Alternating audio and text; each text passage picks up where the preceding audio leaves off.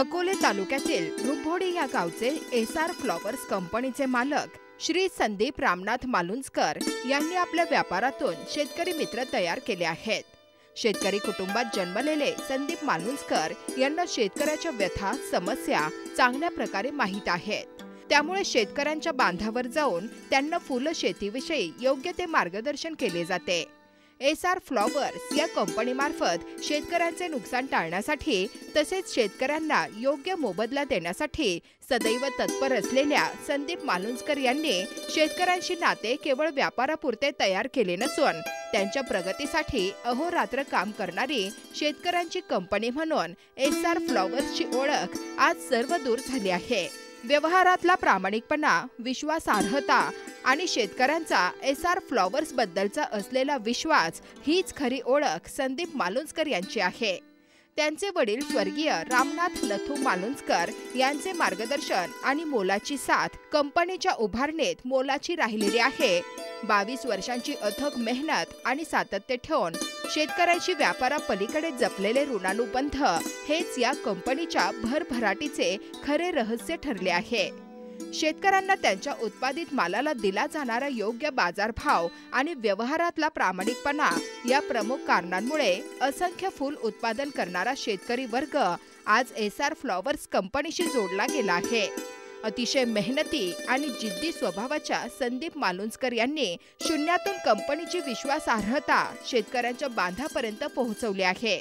शेतकरी मित्र या जिव्हाळ्याच्या नात्याने तब्बल 6000पेक्षाही जास्त शेतकरी बांधव त्यांच्याशी आज जोडले गेले आहेत। शिकलेला तरुण युवक शेतकऱ्यांना मोलाचे मार्गदर्शन एसआर फ्लॉवर्स तर्फे दिले जाते।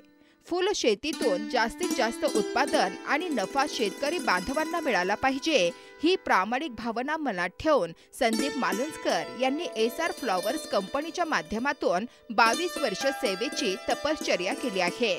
अनेक अडचणींना संघर्षांना तोंड देऊन न डगमगता अनेक अडथळे पार करत कंपनीचा प्रवास झालेला आहे। शेतकऱ्यांच्या कष्टाला चांगला मोबदला देऊन केवळ व्यापार न करता फुलाप्रमाणे शेतकरी मित्र जोडण्याचे काम कंपनी मार्फत केले जात आहे। संपादक शुभम फापाळे, आवाज सह्याद्रीचा। नमस्कार, माझं नाव भोकनूळ आकाश मच्छिंद्र, राहणार निमच, तालुका संगमनेर, जिल्हा अहमदनगर। ची शेती गेल्या 10 वर्षापासून करतोय पारंपरिक पीक पद्धतीने।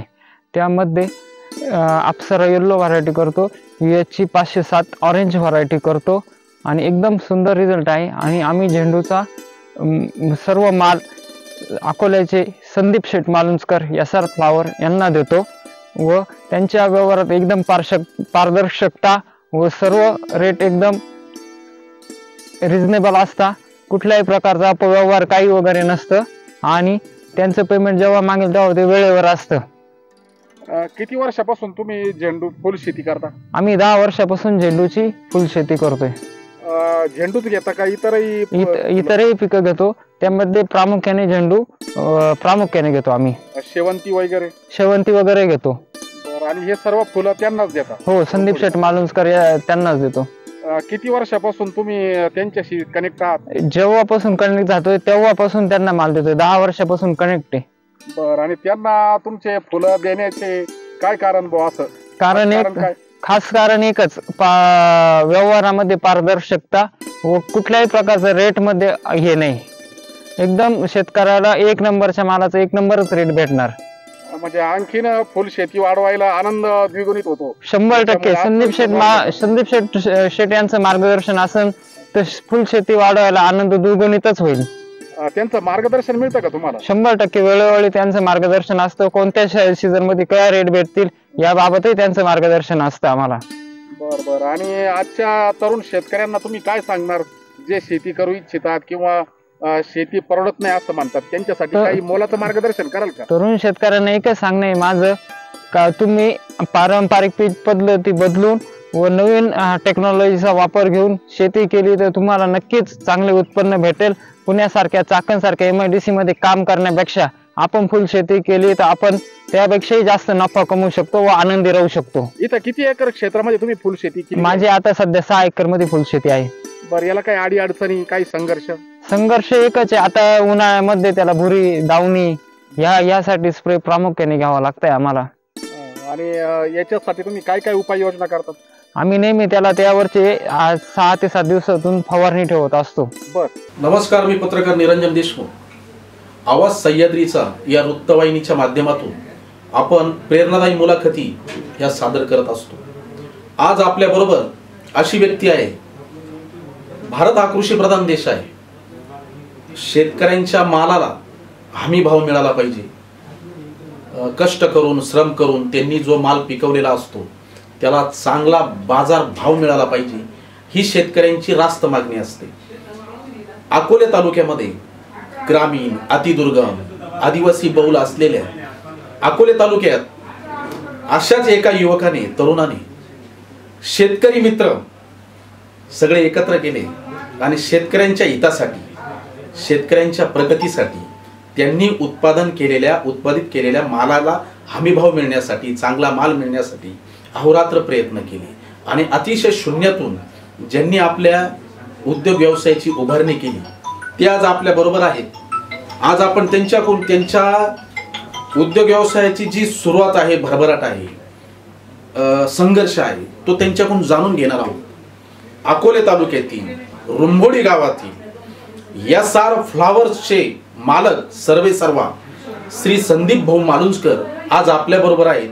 आज आपण त्यांच्याकडून जाणून घेऊया त्यांच्या फ्लॉवर्स कंपनीचा जो विस्तृत महाराष्ट्रामध्ये अनेक जिल्ह्यांमध्ये त्यांचं काम चालतं, कशा पद्धतीने काम चालतं. अनेक पिकअप्स गाड्या, मोठमोठ्या गाड्या, फुलं वाहतूक होते आणि राज्यातून माल जातो, बाहेर जातो आणि ग्रामीण भागामध्ये, डोंगराळ भागामध्ये माल कलेक्ट केला जातो. ही जी यंत्रणा आहे ती कशा पद्धतीने काम करते आणि त्यांचं काम कसं चालतं, पेमेंट कसं होतं, शेतकऱ्याला चांगला मोबदला कसा दिला जातो, या सर्व बारीक सारीक गोष्टींचा आज आपण त्यांच्याकडून एक लेखाजोखा जो आहे तो आपल्या समोर मांडणार आहेत. स्वतः या कंपनीचे मालक आदरणीय श्री संदीप भाऊ मालुंजकर. नमस्कार भाऊ. नमस्कार. आज तुम्ही आमच्या चॅनलला मार्गदर्शन करत आहात. निश्चितच शेतकऱ्यांसाठी एक आनंदाची बातमी आहे.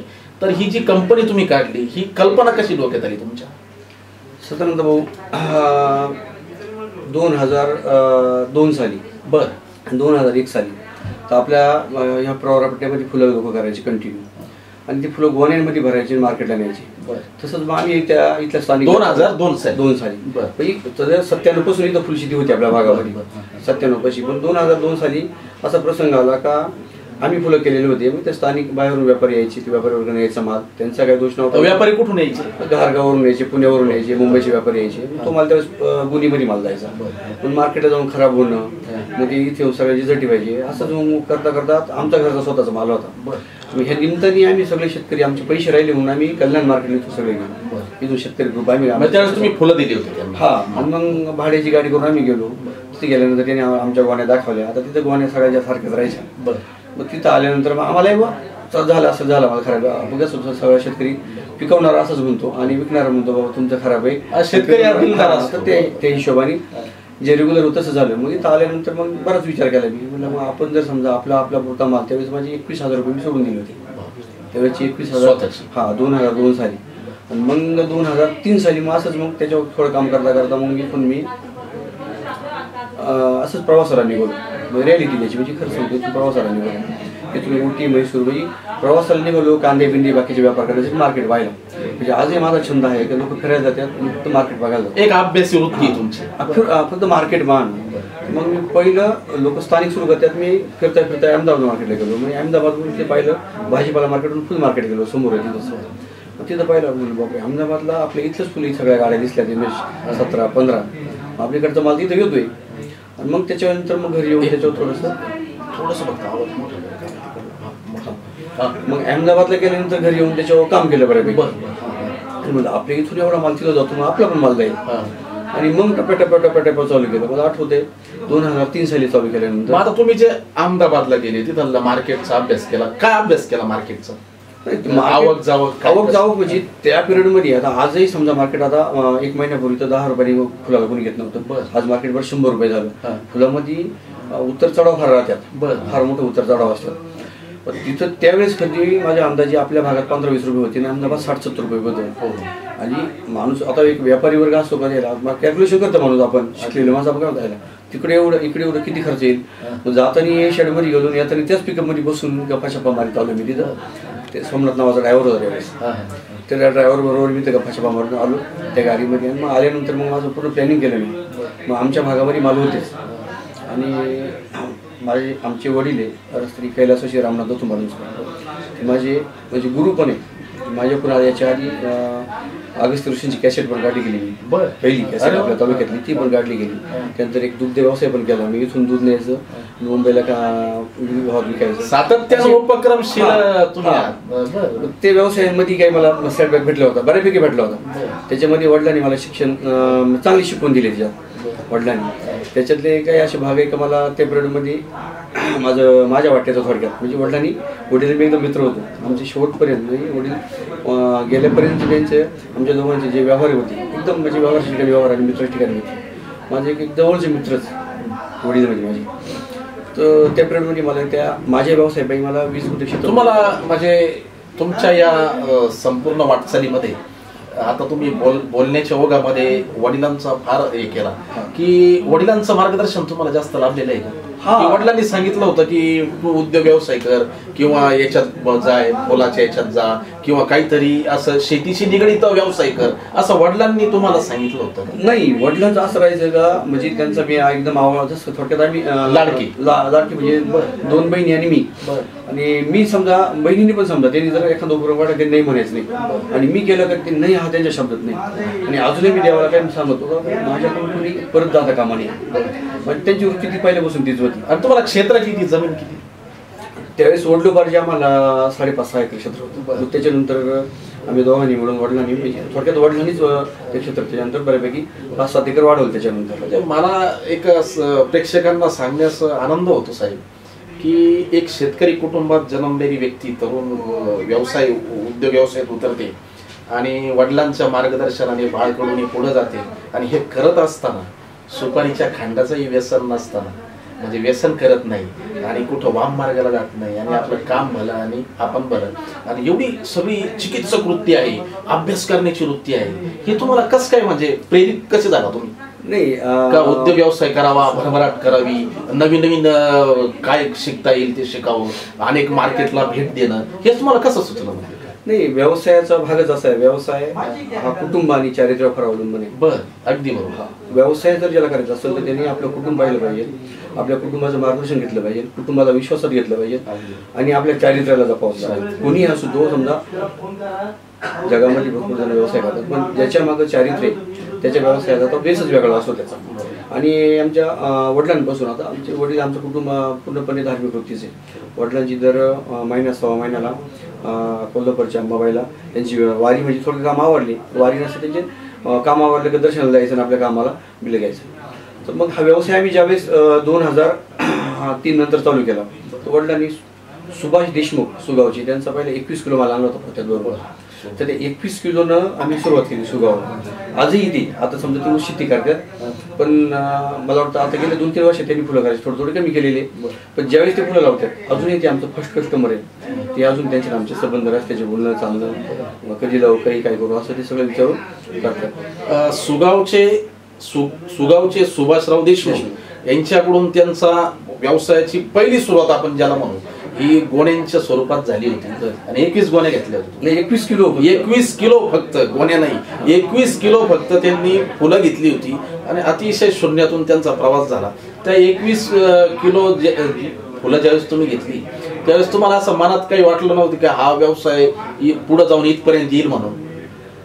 एवढा मोठा त्याचं स्वरूप वाढेल नाही, कल्पनाच नव्हती केली. पण ज्या उद्देशाने होतो आणि आज तुम्ही त्यांचं नाव सुद्धा घेता. मला तर असं म्हणजे इतकं तुमच्याबद्दल प्रेम वाटतंय की जिथून तुमची सुरुवात झाली त्या माणसाला तुम्ही विसरले नाही. आज जे तुम्ही नाव एकदम सांगितलं की सुभाषराव देशमुख यांच्याकडून मी माझी सुरुवातच अशी केली की आम्ही माल फेकल्यानंतर सगळे आम्ही शेतकरी पेटून उठलो होतो कामाला बाहेर काहीतरी केलं पाहिजे. त्याच्यातलं मी एक जण होतो तिथं आमचे माणिक सावंत असं भास्कर सावंत आमचा एक ग्रुपच होता शेतीत अजून पण त्याच्यामध्ये डिले असतात अरुण सावंत. मग आम्ही काय केलं का इथून समजा आम्ही गेलो रूटला बाहेर जिथं म्हणजे मला आठवतंय आपल्या हिवर पिपळ इथं बाजार नसल्यामुळे शेतकरी माल फेकून दिलं. तिथं गेलो, कोरोना बोलावलं, म्हणलं बाबा हा माल उचला. संध्याकाळी आपल्या व्यापाऱ्याने बोलवला तर मार्केटला पाठवा, नाही तर आपल्या इथं फेका, पण शेतकऱ्याच्या बांधावचा माल नसला पाहिजे.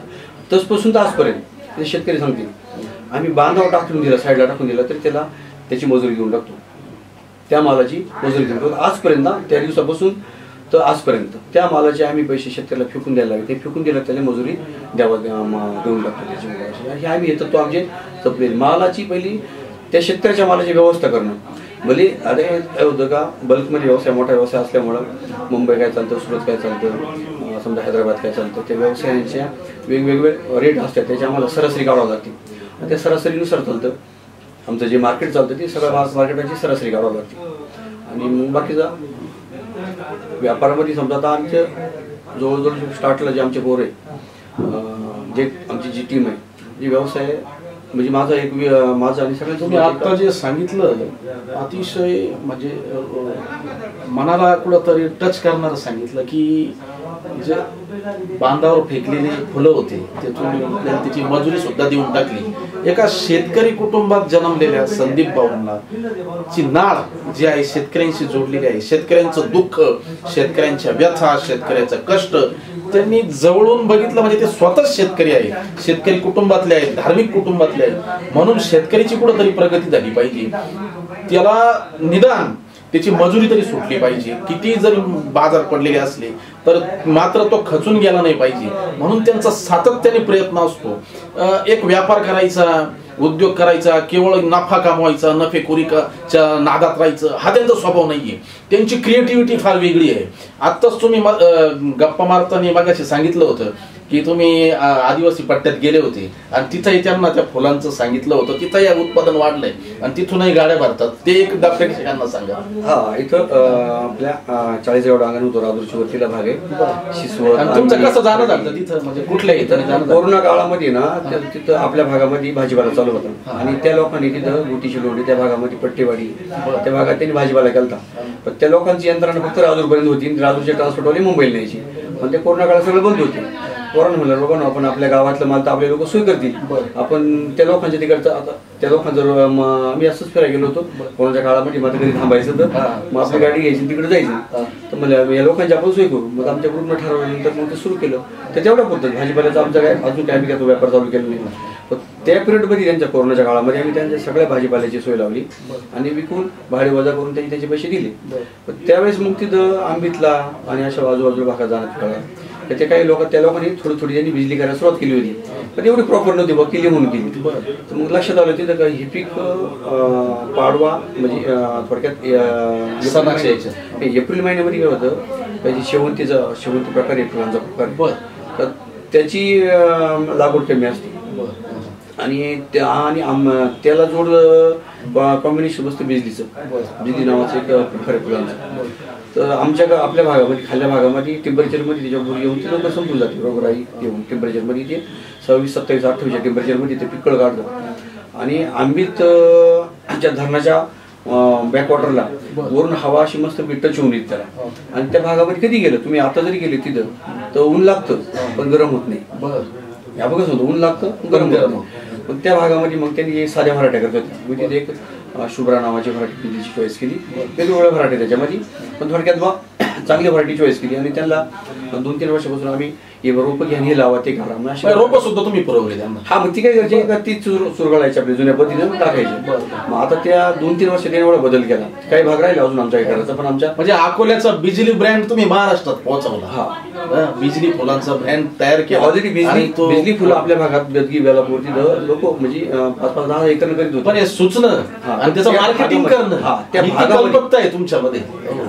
आणि त्या भागामध्ये तो सक्सेस झाला. तर मला वाटतं काही दिवसामध्ये तिथं बिजलीच्या 10, 15, 20 गाड्या त्या भागातून निघतील आणि त्या लोकांना चांगले पैसे भेटतील. म्हणजे जसे बोरगाव साईडला स्ट्रॉबेरीची शेती बोरगाव साईडला स्ट्रॉबेरीची शेती आहे, तशी आपल्या भागामध्ये बिजलीची शेती त्या पिरियडमध्ये फेमस होऊन जाईल. लोकांना भाताला ऑप्शन म्हणजे भातात पीक जे करतात, भातामध्ये फार एवढं वर्षभर त्यांचा भाग आहे, त्याला मोलमजुरी करावं जावं लागतं.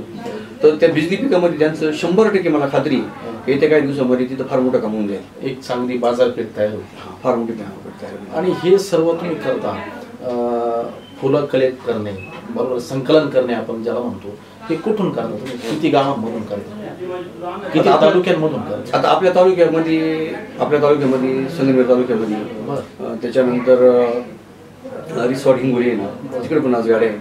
त्याच्यानंतर नाशिक जिल्ह्यामध्ये चांदोड आहे, चांदोडमध्ये फार मोठं काम आहे. हे जे नियोजन केलं जातं ते कसं जातं? ऑनलाईन केलं जातं की कसं? ऑनलाईन. आता शेतकऱ्याला जसं पाहिजे, शेतकरी शक्यतो आता कोरोनापासून ऑनलाईन पैसे घ्यायला लागले. त्याच्या आधी सगळे कॅशच पैसे द्यावं लागत होते आणि गरज असतात प्रत्येक शेतकऱ्याच्या, त्यात काय मोठं हे नाही पाहिजे त्यांना. म्हणजे आजच्या काळामध्ये SR फ्लॉवर्स ऑनलाईन सुद्धा आहे, हायटेक पद्धतीने सुद्धा आहे ऑनलाईन. याचा म्हणजे शेतकऱ्यांना आनंद आहे. आणि हे सगळं करत असताना तुम्हाला कुटुंबाची साथ कोणाकोणाची मिळते? आता आमचं तर गुरु आणि आदर्श आणि वडील आणि मित्र, माझे वडील होते ते नाही आता. आणि आई पण म्हणजे सगळे माझ्या उठण्यापासून सगळ्यापासून माझं सगळं रुटीन होतं 5 वाजताचं. 5 वाजता उठायचं, त्याच्यानंतर मग सगळं आवरायचं. 6ला आमचा स्विमिंगचा ग्रुप असतो, पोहायला जायचं नदी. पोहायला आल्यानंतर इथं 7:30 वाजता वरती यायचं, थोडा वेळ योगा मेडिटेशन करायचं. रुटीन प्रमाणे माझी म्हणजे ते कोणी पण जात पण नाही. दिवसातून एखादा पण चक्कर होते कुटुंबात, कोणताच होते म्हणजे अशी माझी रूम आहे इथं, मला कोणती चक्कर पण होते मेडिटेशन. तसं पण केलं जातं त्या खोलीमध्ये, टाकलं जातं काही गोष्टी माझ्या. आणि मग माझी मिसेस आहे कविता, आम्ही बघितलं ना, म्हणतात की प्रत्येक पुरुषाच्या यशामागे धर्मपत्नीचा हात असतो, नाही का? तर त्यांची तर साथ तुम्हाला मिळू राहिली, त्याही सकाळपासून आणि शेतकऱ्यांशी बोलणं वगैरे मी त्यांचं पाहिलं. अतिशय म्हणजे समायोजनाची भूमिका आहे त्यांची असते 100%. आणि हे असल्यावर प्रगती करायला काय लागते, नाही का? आणि कधी तुम्हाला असं वाटायला कधी असा संघर्ष आला का की बाबा इथं तोटा झाला किंवा फार मोठं नुकसान झालं? भरपूर आहे. आता दरवर्षी ना फुलाचं मार्केट सरासरी जर काढली सगळ्या शेतकऱ्यांनी, मी हिशोबाने सांगतो सगळ्यांना, शेतकऱ्यांना निरोप देतो तुमच्या मार्फत एक निरोप आहे. 12 महिन्यातून आहे ना शेतकऱ्यांनी 9 महिन्यातून 4-4.5 महिने 4-4.5 महिने आपलं भांडवल वसूल होईल. 4-5 महिने फुलाला मंदीच असती. 3 महिने 12 महिन्यातले 3 महिने डिस्ट्रीब्यूट होतात तिजीसाठी, आणि आपण तिजीमध्ये फोकस करतो सगळं. म्हणजे आता तिजी 3 महिने कुठले तेच म्हणतो ते डिस्ट्रीब्यूट होते फुलांचं. आता पाणी कमी आहे आणि कमी तसं नसतं. फुलांचं सणावाराचा पिरियड असतो, सणावाराचा पण एक आम्ही आमच्या ग्रुपला सगळं सांगतो, बाबा मंदी असेल तर 1 एकर लावा, म्हणजे त्याच्या क्षेत्रानुसार. आणि ती जी असेल तर 20 गुंठे लावा. म्हणजे आज 100चे किंवा 60चे बाजार आहे ना, तू 20 गुंठे लाव. आणि बाबा आज 10 रुपयाचे बाजार आहे ना, तू 1 एकर लाव. म्हणजे त्याच्याकडे 5 एकर क्षेत्र असेल तर त्याच्याप्रमाणे त्यांनी डिवाइड करायचं. म्हणजे अशा रीतीने माझं आमच्या सगळ्या ग्रुपला सगळं सांगितलेलं असतं. मग ते फोन करतात लोक, त्यांच्या व्हरायटी लावायच्या काय. आता आमच्या कंपन्यांना काय व्हरायट्यांचं काही बांधलेलं नसतं, मग प्रत्येकाला साधारणतः ती जी असेल तर मीडियम माल चालतो, ती जी असेल तर मीडियम माल चालतो. कारण काय होतं का, समजा 100च्या बाजारामध्ये 20 ग्रॅमचं फुल घ्यायचं, ते 15 ग्रॅमचं फुल गिराईक पटापट उचलून घेतं. म्हणजे ते किरकोळ मार्कोळ बारकाय बस. आणि पट्ट्या कशा पद्धतीने ट्रेड केल्या जातात? ऑनलाईन असतात. आणि शेतकरी आमच्याकडे खाते जमा पण ठेवतात. त्याला वाटलं मग आता समजा आता प्लॉट संपला, मग मी ती सोडीच सांगतात आम्हाला, भाऊ आता आम्ही पुढल्या महिन्यात येतो, त्याच्या सोडीच सांगतात. काय असं नाही, पण सगळे शेतकरी म्हणजे आता आमचं बदनावरला एक ग्रुप आहे MP मध्ये. MP मध्ये धार जिल्ह्यामध्ये बदनावर आहे ना, तिथं पण एक ग्रुप आहे आमचा. इथं शंभर बॉर्डर पाशी ग्रुप आहे MP मध्ये. बेंगलोरमध्ये ग्रुप आहे आमचा, शेतकऱ्याचा ग्रुप आहे. त्याच्यानंतर रिसॉर्ट हिंगोलीमध्ये ग्रुप आहे. आनंद बऱ्याच ठिकाणी असं बघितलं जातं की ज्यावेळेस एखादा तरुण असेल किंवा एखादा शेतकरी असेल किंवा ज्याला उद्योग व्यवसायात उतरायचे, व्यापारात उतरायचे, तो माल कलेक्ट करतो शेतकऱ्यांकडून आणि पाठवतो. थोड्या वेळ त्याचं चालतं व्यवस्थित, परंतु मोठ्या व्यापाऱ्यांकडून त्याची फसवणूक होते आणि तो मोठ्या रकमेला फसल्यानंतर तो व्यापारात परत उजरत नाही. असे अनेक प्रसंग घडलेले. याच्यातून तुम्ही कधी गेले होता का तुमच्या आयुष्यामध्ये? 100% याच्यात काय होतं, व्यापाऱ्यांचं सिलेक्शन. याच्यासाठी व्यापाऱ्यांच्या सिलेक्शनसाठी सतत त्या म्हणजे जो व्यापारी किंवा जो व्यावसायिक आहे तो फिरला गेला पाहिजे. माझं मत कसं होतं, आपण गप्पा मारतोय, तुमच्यातलं समजा तो व्यापारी, तो व्यापाऱ्यांचे पहिल्या 1-2 महिन्यातच व्यापारी करून येतो आपल्याला. तो जास्त लालूच दाखवतो, 80चे 100 करतो. आपण ओळख घ्यायचं तो बाबा मार्केटला जर 80 विकते आपल्याला 100 घेतो, तो कुठेतरी आपल्याला फसवावं लागतो. आणि मुळात आपण एक पत्ते पाळायचं का त्याला आपण आयुष्यात फसवायचं नाही. त्याला जर नाही फसवलं आपणच, त्याला जर समजा आज आपली आमची समजा आज एक विशिष्ट रकमेने आम्ही गाडी सोडली, हैदराबादला गाडी सोडली, आणि ती सोडल्यानंतर आम्हाला 1 तासाने फोन आला का नाही हैदराबाद ऐवजी आपल्याला इथं मुंबईला त्याच्यापेक्षा जास्त बाजार आहे. कालचीच गोष्ट सांगतो मला, मुंबईवाल्याच. पण आपण त्याला सांगायचं बाबा आमचं झालं, तुमचं झालं, तुमची ऑर्डर कॅन्सल आहे. आणि आणि किती गाडी जर दुसरी वळवली तर व्यापारीचा आपल्या विश्वासार्हता संपून जाते. या व्यापारामध्ये शब्दाला फार महत्व आहे, फार शब्दाला महत्व आहे. शेतकऱ्यांपासून तर व्यापार वर्गापर्यंत आणि सगळी आमची जी टीम आहे, माझ्या मते आमची टीम आणि सिस्टम या गोष्टी फार महत्त्वाच्या आहेत. आमच्या व्यापाराचं सगळं मेन आमची टीमवर्क आणि आमचे सिस्टम त्याच्यात काम चालतं. माझं काम एकदम किरकोळ येतं, म्हणजे असं पकडायचं की सकाळी घेऊन पाहिलं असेल तास दिवस माझं काम राहतं. पण आमची टीम आहे ना, टीम एकदम पॉवरफुल टीम आहे. सकाळपासून ह्या टायमाला येणार, त्याच्यानंतर 12-1 वाजल्यापासून तर संध्याकाळी 8 वाजेपर्यंत पोरांचं सतत काम चालू असतं. म्हणजे प्रत्येक सणाला आम्ही जी खेळ असं आवडतो त्या पोरांबद्दल मला, आमच्या टीमबद्दल, प्रत्येक सणाला प्रत्येकजण घरी असतो आणि आम्ही सणाला आहे ना, आम्हाला सण साजरे करता येत नाही. दिवाळी असून मी म्हणजे काही वर्ष दिवाळी अजून एक चांदोडला आमचा शेतकरी आहे, त्यांच्या कुटुंबासोबतच म्हणजे गणेश जाधव म्हणून शेतकरी, त्यांच्या कुटुंबासोबतच माझी आतापर्यंत दिवाळी झाली. हां, म्हणजे दीपावली मला 15-16 वर्ष दिवाळी दीपावली नाही. तसं सेम पोरांचं माझ्याबरोबर. पोरांना प्रत्येक सण आहे ना, सणाच्या वेळेस आम्ही मालवरीत राहतो आणि सण संपला की आम्ही थोडंसं फ्री होतो. कुठल्याही व्यापारात, उद्योगात, क्षेत्रात यशस्वी होण्यासाठी त्याग हा महत्वाचा असतो आणि मग तो त्याग देखील त्यांनी दिलेला आहे. काय होतं की कुटुंबाकडे दुर्लक्ष करावं लागतं, सार्वजनिक कार्यक्रमांना उपस्थित राहता येत नाही, सण असेल त्याच्यानंतर उत्सव असेल कधी कधी ते टाळावे लागतात, ना इलाजाच तो टाळावे लागतात. तो एक त्याग असतो आणि त्या त्यागावरच आज SR फ्लॉवर्स उभी राहिलेली आहे. नुसती उभीच राहिलेली नाही तर महाराष्ट्रात अनेक जिल्ह्यात त्यांचं काम चालू आहे. 6,000+ शेतकरी त्यांच्याकडे जोडलेले आहे. याचं कारण म्हणजे त्यांनी दिलेला त्याग. आयुष्यामध्ये जर तुम्हाला काही मिळवायचं असेल, तुम्हाला जर काही कमवायचं असेल तर त्यासाठी त्याग हा महत्वाचा असतो. कुठेतरी काही गोष्टी सोडाव्या लागतात आणि तरच काही गोष्टी आपल्याला मिळतात.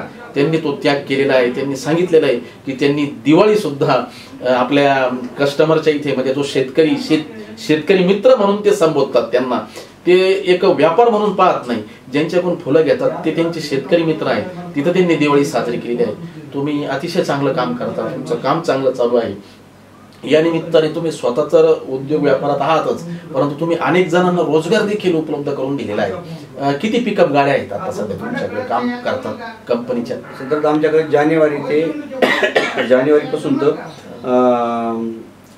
जून जुलैपर्यंत आता आमच्याकडे 45 पिकअप असतात आणि जुलैपासून 62 ते 70 पिकअप चालू होतात. आणि या सगळ्यांना रोजगार उपलब्ध झाला ना तुमच्यामुळे, कंपनीमुळे, तर कुटुंबाला. ते आजच्या काळामध्ये स्वतःचं कुटुंब चालवायला काही जण असमर्थ आहेत. तिथं तुम्ही अनेक जणांच्या चुली पेटवल्यात, अनेक जणांचे संसार उभे केलेत, अनेक जणांना रोजगार उपलब्ध करून दिला. निश्चितच सरकारने यांची दखल घ्यावी असं एका सुजाण पत्रकार म्हणून, एक जागरूक पत्रकार म्हणून मला वाटतं. आणि आवाज सह्याद्रीच्या माध्यमातून मी हेच सांगू इच्छितो की अशा पद्धतीने काम करणारे, शेतकऱ्यांच्या हितासाठी काम करणारे ज्या कंपन्या आहेत, जी माणसं आहेत, जी तरुण युवक आहेत, यांना सरकारने नुसता पाठिंबा देऊन नाही तर यांना पुढे कसं आणता येईल, कारण हे अनेक जणांचे रोजगार त्यांनी निर्मिती केलेली आहे. तर हे सर्व करत असताना आता पुढचे दृष्टिकोन काय, तुमचा उद्दिष्ट काय? वारंवार असं जाणवतं गेल्या 15-20 वर्षापासून फुलांचे बाजार खाली पडतात. फार खाली एकदम. आता म्हणजे 1 महिन्यापूर्वी 10 रुपये किलो ते बी मार्केटमधून आमचे भाडे येत नव्हते. प्रचंड लॉसेस व्हायचे, चढ उतार. पण त्याच्यात एक खेळ असा वाटतो की आमचे चढ उतार येतात, आमचे लॉसेस आम्हाला काढता येतात, कारण आम्हाला पुढे बाकी दिवस असतात.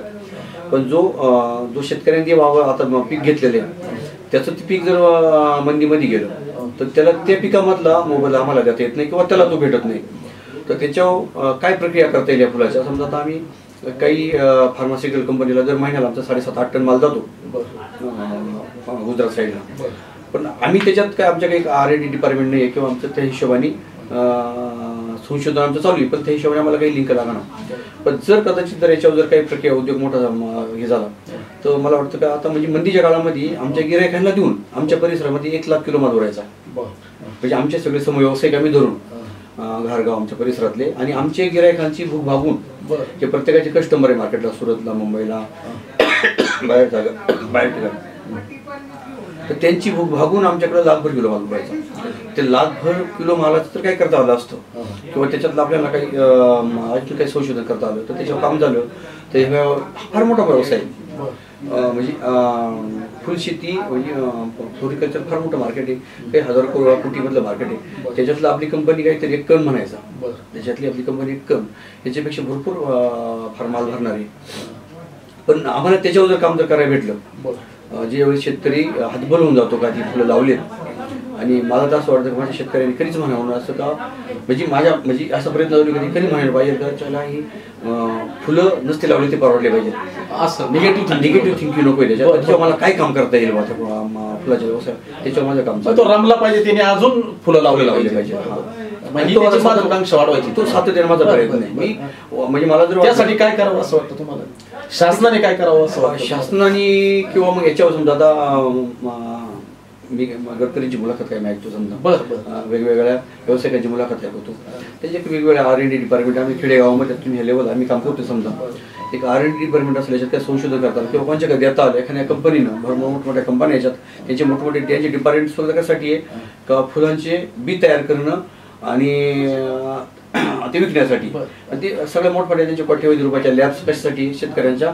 जीवावर आहे त्याच्या बाहेर, तर त्या लोकांनी जर याच्यात प्रयत्न केले, कारण आता R&D डिपार्टमेंट टाकायचे म्हणजे ते काही सोपं काम नाही आमच्या दृष्टीने बी आणि याच्या दृष्टीने पण या काम मात्र जी ऑलरेडी फुलांच्या बियाण्यामध्ये काम करते अशा कंपनी त्याच्यात पुढाकार घेतला, आणि याच्यावर जर काही जर तयार केलं तर आम्ही त्यांच्या समोर व्यावसायिक होऊ, त्यांचे भाव घेऊन त्यांना मदत करू त्यांना, आणि जेणेकरून शेतकरी जो माल समजा आम्हाला तो माल इथं आणून फेकून द्यायची पाळी येणार नाही, त्याच्यातून काही विशिष्ट रसायन निघाले, आम्ही त्याच्यावर काम केलेले बऱ्यापैकी, पण ते रसायन समजा काढायला जर मदत झाली आणि ते पुढे जर उपयोगी पडले तर फार चांगलं होईल. संघर्ष करत असताना वाटेत अनेक काटे आली, त्यांना संघर्ष करत असताना अनेक वाटेत काटे आली, परंतु त्या काट्यांना न डगमगता, दमानं बाळगता, संघर्षाला न भीता ते पुढे चालतच राहिले. म्हणूनच आज तुमच्यासाठी फुलं सगळीकडे आहेत नाही का, जे काटे आपण म्हणतो तिथे फुलांनी जागा घेतली,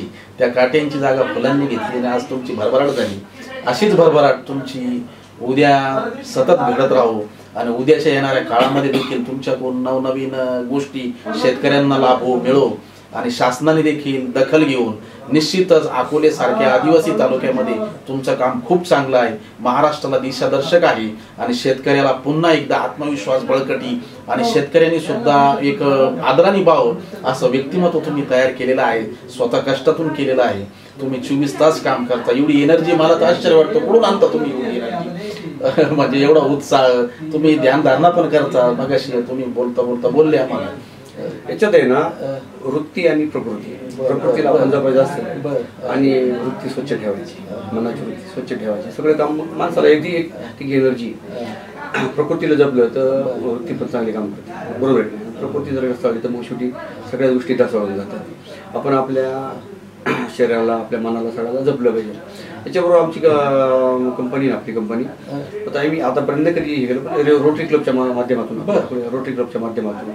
आणि कुठं काय असं हे नाही राहत, कुठं जिथं कार्यक्रम दिसतील आणि त्यावेळेस समजा आता जून जुलैपासून आमचे फुलं आम्ही रोपं वाढतो, म्हणजे फुलांचे नाही आंबे आपले असं पिंपळाचं, वडाचं, कडुनिंबाचं आणि बेलाचे हे 4 झाडं आम्ही चॉईस केलेले, याच्यावर काम करायचं. तर माझ्या मते वर्षाला 2,500 ते 3,000 झाडं आमचे. आम्ही त्याचं म्हणजे कसं केलं का याच्यात तसं टार्गेट ठेवलेलं नाही, त्याच्यामुळे आम्ही ते मोजत नाही बा एवढे वाटायचे एवढ्या वर्षामध्ये वाटायचे याचं काही आम्ही टार्गेट ठेवलेलं नाही. झाडं वाटायला एक सोशल वर्क, सोशल वर्क नाही, शेवटी आपण काहीतरी लागतोच ना आपण निसर्गाचा दिलं लागतो, त्याच्या हिशोबाने मग त्याच्यावर आम्ही पूर्णपणे आमचं काम चालू आहे. रोटरी क्लबच्या माध्यमातून वेगवेगळे कार्यक्रम असतात, आमच्या पोरं स्वतः तरी उभं राहतात, जे घेतील त्याला देतात, पण त्याला सांगतात बाबा हे तू जगीत असेल तर नाही, मग तो आपण घेऊन जातो. त्याची आम्ही काय असे बाबा मोठं नोंदच ठेवली पाहिजे असं काही नसतं. इथे निसर्ग नर्सरी म्हणून त्यांच्याकडून आम्ही रोपं उचलत असतो आणि मग ते रोपं वाटायचं काम चालू असतं. या निमित्ताने मला या फुलांच्या व्यवसाय जसं सुरू केला, मला फार देश फिरायची इच्छा होती, बाहेर फिरणं मला फार आवडतं, वेगवेगळे मार्केट. तर आमचे एक ग्रुप आहे बाहेरचा, गुजरातचा आणि मुंबईचा. त्या ग्रुपबरोबर मी चायनाला व्हिजिट दिली होती, इस्रायलला व्हिजिट दिली होती. विशेष म्हणजे चायनामध्ये वेगवेगळं पाहता मी चायनाचं FMC मार्केट कसं होतं, आपण FMC मार्केट आहे चायनाच्या सब्जी मार्केटमध्ये पण मला फिरायची संधी भेटली. तिला वेगवेगळं पॅकेजिंग करण्याची पद्धत आणि इस्रायलची टेक्नॉलॉजी ती पण पाहायला मिळाली. कोल्ड स्टोरेज झाल्यामुळे काय फायदा होईल? कोल्ड स्टोरेज आपल्या भागात जर झालं, आमच्या तिथं मोठं कोल्ड स्टोरेज, त्याला शेवंतीचं एक नवीन पीक आमच्याकडे आता या 2 वर्षामध्ये फार ग्रीप झाली, 2-3 वर्षामध्ये, आणि जमती पण चांगली, वातावरण पण मॅच झालं विशिष्ट व्हरायटी आमच्याकडं. तर कोल्ड स्टोरेज जर झालं तर शेतकरी समजा ज्यावेळेस मार्केट पडलेले त्यावेळेस तुम्हाला साठवून ठेवता येईल आणि मार्केट व्यवस्थित झालं तर तुम्हाला विकता येईल. कोल्ड स्टोरेजची फार गरज आहे बरं आता. शेतकरी फुलांची लागवड करतात, फुल शेती करतात, त्यांना तुम्ही मार्गदर्शन पण करतात का? हा, त्यांच्या बांधावर जाऊन आमची प्लॉट विजिट असते, त्यांच्याकडे चक्कर असतो. ज्यावेळेस शेतकऱ्याला वाटेल बस चक्करले तर आम्ही आपलं बसाच्या निमित्ताने तर महिन्याला आहे ना वेगवेगळ्या भागामध्ये आठवड्याला जवळपास सगळी काही एक चक्कर असतो आमचा. विचारांची परिपक्वता आणि मनाची शुद्धता, विचारांची परिपक्वता आणि मनाची शुद्धता हीच त्यांच्या व्यवसायाची एक पावती आहे आणि त्याच्यातूनच त्यांचा हा सगळा वटवृक्ष झालेला आहे.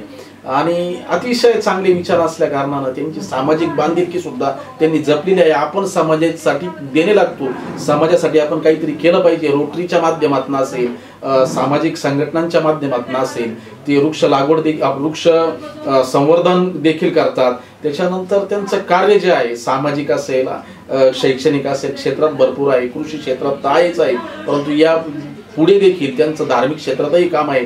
गावच्याही तुमच्या प्रत्येक भागामध्ये तुम्ही चांगलं काम केलेलं आहे सामाजिक ठेवून. परंतु राजकारणाची त्यांना आवड आहे, परंतु ते राजकारणात वाहत गेले नाही.